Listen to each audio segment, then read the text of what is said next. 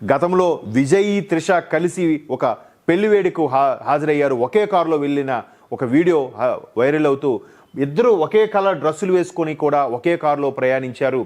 దీన్ని ఏ విధంగా చూడాలి, నిజంగా దగ్గర సంబంధాలు ఉన్నాయనే విధంగా నెటిజన్స్ అంతా ట్రోల్ చేస్తున్నారు. దీనిపై తలపతి విజయ్ స్పందించలేదు, తలపతి టీం స్పందించలేదు, త్రిష గారు కూడా ఎక్కడ కనబడట్లేదు, ఎక్కడ మాట్లాడటం లేదు.